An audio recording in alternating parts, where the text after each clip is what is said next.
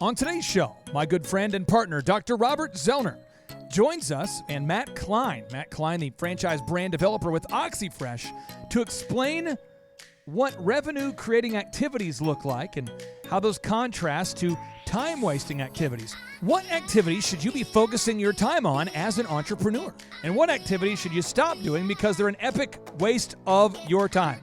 All this and more on today's edition of the Thrive Time Show. Some shows don't need a celebrity narrator to introduce the show, but this show does. 2 men, 8 kids, co-created by 2 different women, 13 multi-million-dollar businesses. Ladies and gentlemen, welcome to the Thrive Time Show.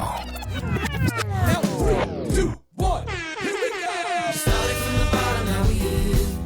Started from the bottom, and we'll show you how to get here. Started from the bottom, now we here. Started from the bottom, now we here. Started from the bottom, now we here. Yes, yes, yes, and yes. Dr. Z, it is always next to me, and I just got back from a trip on the seas. I am so excited that you are still alive, by the way, because I gave it 50-50. You know, the way you travel, and it's always a story when you travel afar. Yes. And so, when I came back and I was walking the studio today, and I thought, it's going to be, I gave it 50-50. Matt, have you been on a cruise before? I have not been on a cruise, but I will say my dad might be the most innovative, scary person on the planet. You know that Carnival cruise went down? Yeah. Like a while ago? He was like the first person. He booked like 4 Carnival cruises the day that their ship crashed. What? And he got like 5 Carnival cruises for like $88. All year just doing Carnival rides. That's the move. That's the Warren Buffett move. Your dad's the Warren Buffett of cruise investments. He is. Wow. Unbelievable. Yeah. He called me. He was super pumped. He's like, man, I got the best deal. You guys want to go on a cruise? I got you all covered. Well, I'm before like, no, blowing up. a little too soon, Dad. Son, all you can eat. Now, before we get into today's show, which is revenue-creating activities versus time-sucking activities, I want to ask you, Matt, have you ever been to a family reunion, a big one? Yeah, definitely. Z, have you ever done this before, a big family reunion? Yeah, every Thanksgiving seems like it's a big family reunion. And how many people are at your family reunion, Dr. Z? Well, let's say same Thanksgiving we'll have 75 people there. And Matt, how many people are at your family reunions for when you guys get together, the Kline family? Ours are much smaller. Probably about 35. Well, I was on a cruise ship. I won't mention the family's name because of the show. See, I don't want the word to get out about this particular family's name. I can just say as we get on the cruise, and there's a bunch of people wearing a shirt that the way it's spelled, Matt, you could say that the name, if pronounced incorrectly, would be a curse word, right? And these people have decided to congregate on the ship. And I can just say, Z, if you can picture in your mind the biggest rednecks in the whole world. Okay, I'm picturing the biggest rednecks in the world. And you could just say, if all of them were on a cruise boat together. Hold on, let me get in character here. Psh! Hi, Clay. Hold my beer. Watch this. Hey, Matt, why don't we go upstairs there for the buffet? I just got to find my pants. Clayton's wearing my pants. It's just a lot of that kind of stuff. Oh, yeah. So, Matt, I was on a cruise where I was out there at sea with hundreds of people. I knew they were all the same thing because they all had the same shirts on. And these people hadn't probably seen water. They were probably afraid of water. They would talk, Matt, during the movie night. They brought boom boxes they would play during the movie night. None of them had ever been ice skating before, but they all decided to try at the same time. Most of them were not fond of bathing. The hot tubs that said adult only hot tub, please keep volume down to a minimum or maximum of 15 people per hot tub. And no alcohol. Remember? Yeah, it says no alcohol, maximum of 15 people per hot tub. Please, keep volume at a certain, keep your conversations at a certain volume at a respect of our guests. These people are high-fiving. These people are spilling beer in there. These people are... There's 40 of them in there, right? That's 40, what Aubrey said. And these are people that should never be nude, ever, even at their own home and their own bathroom. And they're all out there together. Matt, it was a beautiful thing, and I just want you to know that I am now dumber for having experienced that.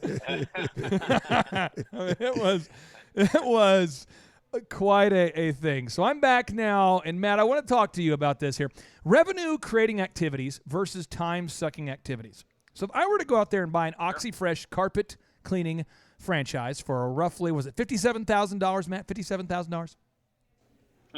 The initial investment's $38,900. Okay. Equipment, product, training, and territory is all included in there. Wow. And then you probably, depending on how you run the business, whether it's semi-absentee or full-on owner-operator or manager right away with an employee, you want to have somewhere between around $20,000 to $25,000 in addition to that for operating capital to cover things like insurance and local marketing and vehicle employee costs. You want to get to a cash flow positive state, essentially. That'll get you there. Now, so let me ask you, what are some activities that I'm going to get Z's take on this too here. So Z, as an optometrist, I guess I'll start with you. Running your optometry clinic, what is an example of a revenue creating activity, something that your team should be doing or you should be doing that creates revenue, that makes the phone ring, that brings in new patients? What's an example, Z, of something you should be doing as an optometrist? Advertising. Okay, so advertising. Now, Z, if you had to just pick a number, what percentage of optometrists right there missed that boat as we're on this cruise theme edition of the show? What percentage of the optometrists just don't advertise? Ooh, that's a very good question now. Advertising has been dummied down over the years, and, some people may think that they're spending, since they have a Facebook page, they're advertising for their business.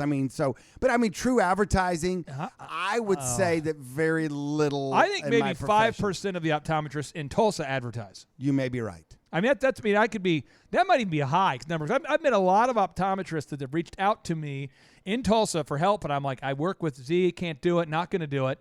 I'll do the whole, hey, meet you at the conference, 13-point assessment, but I won't do it. And a lot of these guys are saying, well, I fundamentally don't believe in advertising. It's amazing. When I was going through school quite a few years ago, we had practice management, right? And the practice management professor gave us the 3 keys. The 3 keys to optometry success. The 3 keys to optometry success. And they were, 1, you wanted to join the biggest church in town and pass the bucket. Okay, step 1. I think that's on the OXI Fresh onboarding plan right there. I Join the biggest church. I do that. No, it's not, but it might be in the future. And you want to have your business card have as much white, as little black ink on it as possible. Okay, yeah, okay. Because that shows class. Classiness. Yes, and everybody wants to get their eyes examined by a doctor that exudes class. This is all making sense now. And then the trifecta. The trifecta. Of marketing perfection. The holy trifecta. The holy trifectas. Yeah, the Father, the Son, now for the Holy Ghost. You got the white card, you got the big church. And you got yes. Okay. Now, you want to make sure your sign on your door. On the door. Is small. Oh, now that is hot. That's hot stuff. Matt, I don't know if you can beat that, but what kind of revenue-producing activities are going to move the needle for an OXI Fresh owner? Well, you can go in a lot of different directions. Since Z already tackled the marketing, that was obviously the number one. You do a lot of things that create revenue just by paying attention.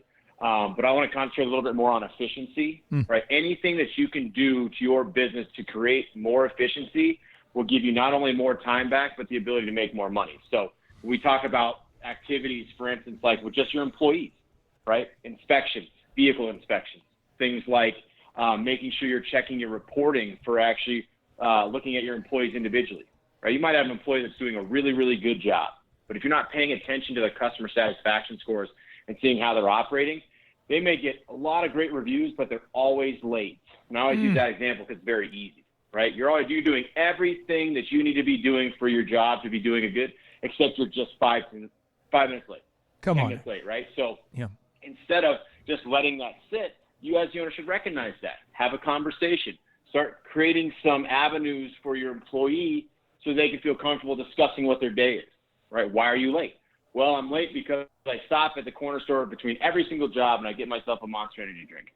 All right. Well, if you really need that Monster Energy drink, let's maybe cut back a little bit, but how about we just load up before your first job? Oh. Right? So you don't have to stop every single time. Write that right? down. That's a very simple type of situation.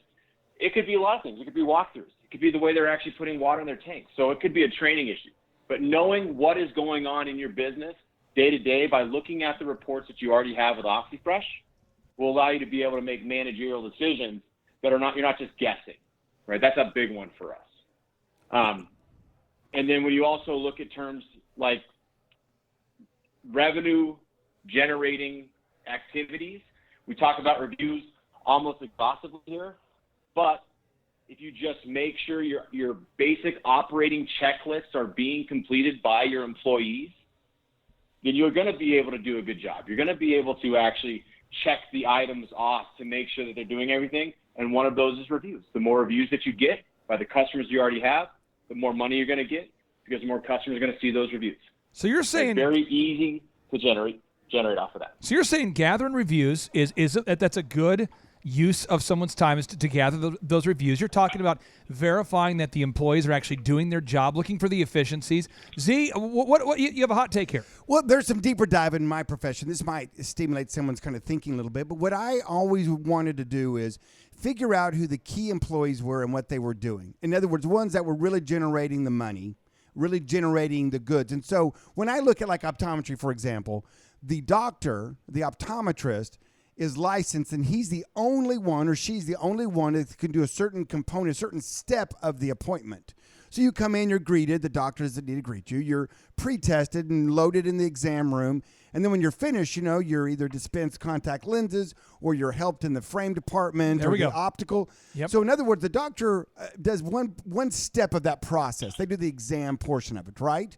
And so everything that I could do to help that and help him get in and out of the room efficiently help the bottom line. So when I would hire a doctor, I would say, listen, I know in optometry school, you were taught that being an optometrist was gathering data.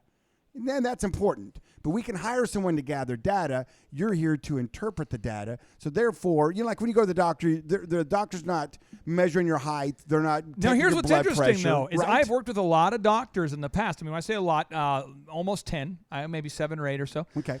Doctors who do that kind of stuff when I first worked with them. And I'm going, no, you can't take your time to weigh a patient and to get their height and that kind of thing when you have a waiting list that's 2 weeks long. You've got to have somebody else on your team do these things, and right. You're not required by law to and they go, well, but I kind of want to do it myself. Because I'm really good at it. And I'm like, I know you're good at somebody to do it. I've Right. done it so much. Oh, so it's so important out there. You ask yourself today, what could you be doing to make your employees more efficient? Is it the vehicle inspections? Is it verifying the employee metrics? Is it making sure your teammates are getting those Google reviews? Is it making sure that your people are operating at their highest and best use? Now, I want to ask you here of examples of a complete time-sucking activity. I'm going to start with you, Dr. Z, okay? Examples of a time-sucking activity where you go, okay, this right here is an epic waste of time. I see this situation unfold countless times. I'm sure you have family members, neighbors, cousins, peers who reach out to you, Z, and say, hey, I'm trying to be more efficient, and you see them wasting huge amounts of time doing this right here. What is an example, Z, of epic time-wasting activities? Well, I tell you what, with all these apps on your phone, I mean, if you just sat back and let everything kind of push through on your phone, I mean, you spend all day long, getting rid of little red dots and looking at this and looking at that and updates here and updates there. I think right now, this new generation really battles with time wasting with these little mini computers we carry around called our smartphones. I had a client the other day who put an app on his phone that tells you how much time you're wasting on your phone. And Matt, have you seen this thing before? This app that measures what you're doing on your phone? An app has a new one out now too that they'll do for you. Yeah, how many hours? It just goes right on your iPhone. It'll tell you exactly what you're doing. Well, some guy, one of my clients actually. was like, I'm spending like 6 hours a day on social media, and I don't get any business from it. I'm like, really? He goes, yeah. I mean, he did it on his own, and he came in. He's like, dude, he goes, you had a show about how much, I think we had a show that was showing that the average American right now is spending 11.3 hours per day on screen time every day. Yeah, and 5 of that's TV. And he was like, I didn't believe you guys, and so I went and put the app on my phone, and I was up at 6 just on social media, not even the other apps that don't. And that's a huge waste of time. Matt, what's another epic waste of time? If you buy an OXI Fresh franchise, what's something you should not be spending your time doing? Well, the thing that I really try to concentrate in, and I know a lot of our franchisees, because people have the behavior, right? I mean, you want to have an absolutely full schedule. So one of the most, to me, frustrating things is when people have same-day cancellations, right? And same-day cancellations are created by the inability of the franchisee or their employees to do call ahead. This is a very simple task that if you can reduce cancellations, because they will happen, but if you have 10 cancellations a month, and let's just say you're doing 200 jobs, right? That's too many. Because what you can do is you can actually go ahead of it and call it a few days in advance. You do two things. One, you either verify that actual job is going to be done. You can actually call through. It's a nice thing just to verify either way.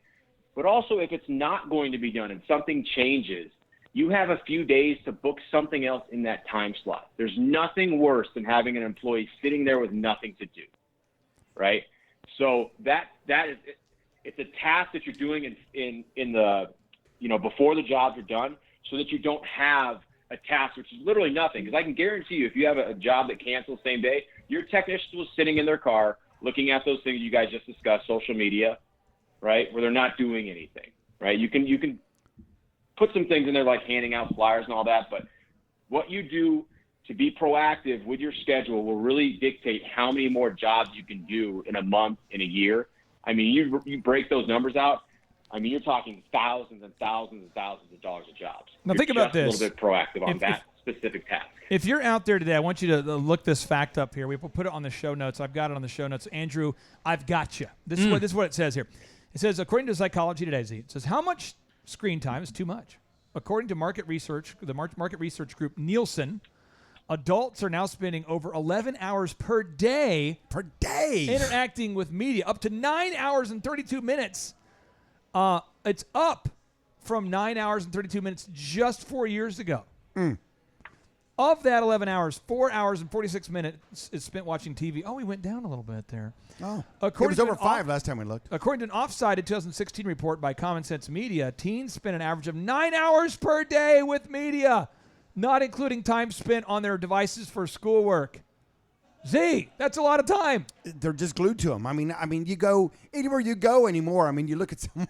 I mean, it's like, how do they get around? It's like, do you know where you're walking? I mean, that phone is just, dude, it's just crazy. And the people driving with, I'm going to rant. I don't want to rant. I don't want to rant. The pedestrian fatalities from texting has gone up. You heard about this, Matt? Have you heard about this?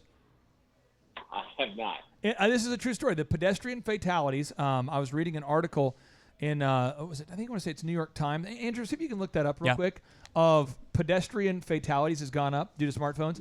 But people in New York are literally walking right into a car. Sure. Because they're on their phone texting. Well, yeah. They're walking into whatever, a building, a person, a fire. Yeah, I know. It's unbelievable. So I would just encourage you out there, again, we're talking about what are good revenue-producing activities. 1, advertise. You've got to be advertising. If you're not advertising today, start it. Figure it out. Let's go. Make a no-brainer. Launch those ads. 2, vehicle inspections. Come on, man. You got to make sure that your employees aren't destroying those vehicles. Put a GPS on that vehicle. Make sure they're actually getting to the job site. 3, verify the employee metrics.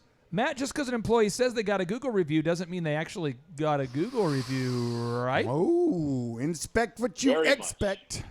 Then Matt said you gather Google reviews. That's true. That's a revenue-producing activity. 5, Z said make sure that people are operating at their highest and best use. Now, here's a time-wasting activity, a soul-sucking activity, a time-sucking activity. Smartphone distractions. 2 is not confirming appointments. But 3 is life coaching idiots. So let me give you an example. I'm going to cue up this audio clip. Matt, this was apparently an interview that you've been very busy with your location. Matt, you have 2 locations now, right? I do. Yeah. And I believe, how many technicians do you have on your team right now? Is it 2 or 3 or 4? What? I have 3. I probably need to get to my 4th pretty quick here, but I have 3 now. Well, my understanding is that you got busy last week, and you might or might not have had a young lady named Pam Z that Matt brought in to interview people, because Matt's too busy to be interviewing idiots. So yeah, sure. What's happening now is Pam for a week was filling in for Matt, and this might or might not have happened, Z, but I mic'd up Matt's office. No big deal. Didn't ask him, but mic'd him up. And so this is the interview that Pam had with some candidates here recently, and this is apparently had the interview. Nice. It's about a minute long here. Sure. Matt, I'm going to cue it up, and then I'd prefer if you would hold your commentary and your negativity and your rebuking of this audio clip until the end. I mean, if you're going to come out and say that didn't happen, I mean, let's wait until let's let the sound clip at least play itself out. Okay, so here we go. Let me cue it up here. This is Matt's Pam interviewing candidates here for recent position. Let's see here. Kind of quiet at the start here. Let me cue it up here. Oh, it's actually. Here we go. Sparkplug and human resources lady. It's Pam. I'm sorry. Well, Pan, No, my name is Pam. Are you saying Pan or Pam? I'm saying Pam. Yeah, I'm sorry. Who is this gentleman sitting behind you? Hello, Ms. Lady. I'm Dale. I'm Brendan's stepbrother, and I think I might be able to help with the Pan-Pam dilemma. Yeah, that'd be great. Pam. Pam, oh no. Pam. Panned. With an There's M. a D on the end. There's no D. It's Pam. It's like calm. Here, it's Except P. P-A-N-M. M. N-N. Two M's. M. That was the confusion. No, there's just one M. I think we've had enough Shut for here. 1 second. Real quick, shut your mouth. I needed someone Wait, to shut your work mouth. it. Shut your mouth. I'm sorry? What did You're you just say? coming off stupid. I'm coming off as stupid. You're wearing tuxedos to a job that requires you to clean bathrooms. Please leave this office. We're done with this interview. Do we get any sort of souvenir? Get out of my office! Matt, apparently Pam in your office was just tired of these. She said these people don't have what it takes. Matt, was that your Pam interviewing those candidates, or was that Yeah. hoo-ha? It's Pam. We hired both of them, actually. Nice. I found him But in the lobby. Z, you pointed this out to me, and it was so offensive when you pointed out to me, Z. You said, Clay Clark, unless you are a life coach, quit life coaching your employees. And I remember thinking, That was so come heavy. on. Oh, stop. Oh, Because that's what I man. wanted to do, Matt. I would find somebody who was an idiot, who couldn't handle life, and I would spend time coach. I remember coaching some of the DJs, and they're like, well, what are your tips for being on time? And I'm like, set your alarm at least an hour before you have to come to work. And they're like, oh, that's good. Oh, that's good. That's good. Wow, Now, then I'll what be are your up. what are your tips for not being late to work though? I'm like, you'll need to leave at least a half hour before. Oh, that's good. What route? What route? Yeah. And you're like, well, you'd want to go the closest route. Well, what app do you recommend to get there? Yeah. Or yeah. how do you? And I remember I got a call one time from one of the guys. True story. He says, Clay, I can't make it in. My vehicle's on fire. And I'm like, your vehicle's on fire? What do you Wow. mean? He goes, no, it's on fire. Dangerous. Luckily, I got some of the equipment out, though, before it burned. Some of the equipment. And I'm going, What? what happened? He said, I don't know that this has happened to me before, though. So I said, have you ever changed the oil? And he's, no, true story. And he says, oh, my gosh. Dude, how do you remember all this stuff? Like, that kind of person is the kind of person you don't want working for. Right, Z? Right. Z, give us an example of, not the person's name, nothing, it's far enough in the past where we can't guess who it is, obviously. But can you think of an example from early on in your optometry career where maybe you life coached somebody a little too far, where you should have cut ties, but you're like, nope, I'm going to teach them how to brush their teeth. I'm going to teach them how to just drive that car. And you try to put a perm on that frog. You try to put a Band-Aid on that. The person completely lacerated their arm. Their arm has been severed off their body. And you tried to tape it on there like a Monty Python episode. I had this dude that he was an optometrist, so a doctor. And they're not just on every corner. So, sometimes you've got to push through the pain. You got to kind of life coach them a little bit because, they're not just, you just don't go to Walmart. Aisle 3 is full of optometrists. Pick up whichever one you want. 7 over here. That's This is a blue amazing. light special on optometrists. with a tonight. free Yes, pizza. right over there. Yeah, What there do you you go. want? And pretzel with every optometrist you buy. It's a good deal. So, just every now and then you get one you think, well, I got to kind of make it work. You Yeah, know? you And so this dude was not doing. He wasn't spending much time in the exam room. He wasn't giving a very thorough exam. And so it was coming back, with a improper prescription. And so the other doctors were having to see these patients the second time. Wait. So patients are coming in, and he's like, hey, so good to see you, Andrew. How you doing? Okay, great. 2070 for you. See you later. Yeah, but see, out of the room. Can you see A, B, C, D, or E? Okay, yeah, great, good. And I literally tried to coach him and coach him and coach him and coach him. And then one day I said, listen, I won't say his name. Yeah. But I said, listen, you're getting ready to go into the exam room here in a minute. He goes, yeah. I said, I am physically going to be standing right here outside the exam room. See, I'm right here. Okay, there's the door. I'm right here. And he's looking at me going, oh, okay. Okay. And I said, just to show that you can do it, I want you to go in that exam room. Just go in there. And I don't care what you do in there, actually. But if you walk out that door Don't walk out that door. before 5 minutes is up, I'm going to fire you. There you go. I mean, I had to break it down to that. What do you I mean by can't that? make this stuff up. He's like, okay, I got this. Grabs the chart. That's back when we still had paper charts. It's been a little while He's ago. banging on the door trying to say, let me out. Ah! So he goes to the exam room, And I'm not kind of hunker down for the 5 minutes. I look at my clock, you know how you do, and you go, okay, we got. And then about that time, he comes walking out. I'm like, you've got to be kidding me! No, you did not. Oh. And so I was like, okay, that's it. I can't, you know. And then the other time waste is when you let somebody go. How to do that? You know, we've coached several times on the show, but once again, you keep it simple. And if you don't want to spend an hour trying to live coach them at this moment, you just say, hey, I'm sorry, but things just aren't working out. You're fired. You need to leave. Right. And you don't get into the trap of, well, hey, help me in my next job. Tell me what I did wrong. When did I lose the job? Why didn't you tell me? Well, I didn't know How long have you known I this? mean, How now long you have have been this holding whole this? argument started. And Amanda and Carl are always late too, and I just I can knew we you meet about- never liked me. Can And you can get we all the meet personal tomorrow? stuff. Can you talk to my attorney? I just I don't know that this is going to. I mean, I may not do something. I may have to. I just bought a house. I know. You know what I mean? And you feel bad, but you don't feel bad because it's your business. It should always go through the filter of what's best for the business. And if that person isn't helping you row the boat down the river and, help you get done what you need to get done that day, then you need to say bye-bye. So final capstone teaching moments. I want to get your take on this, Matt, rapid fire, and then your take, Z. And Andrew, I want to get your take on this, okay? Andrew, you're coaching with clients. Z, you run your own businesses. Matt, you coach franchisees. You help them to find out if an OXI Fresh is the right fit for candidates. You will help award the franchises. You run your own business. What is the number one biggest time-wasting activity that you see people doing, Matt, that we should stop doing? The biggest time-wasting activity that an OXI Fresh franchisee should stop doing if they want to be profitable? Procrastinating about growing your business. Do it today, not tomorrow. Okay, Z. See if you can one-up him there. What do you got, my friend? See, where is the biggest time-wasting activity where you see people wasting time and you're going, come on, man, stop wasting that time? I got a great one for you, but I'm going to give it to you tomorrow. I'm just not quite. I'm going to give it to you. I'm not ready. Tomorrow. It's going to be ready tomorrow. I'll turn it in tomorrow. What time is it? I'm still kind of massaging a little bit. I'm not. You think procrastination is the number one? It's no. I tell you what. The number one is not. I mean, that's a big one.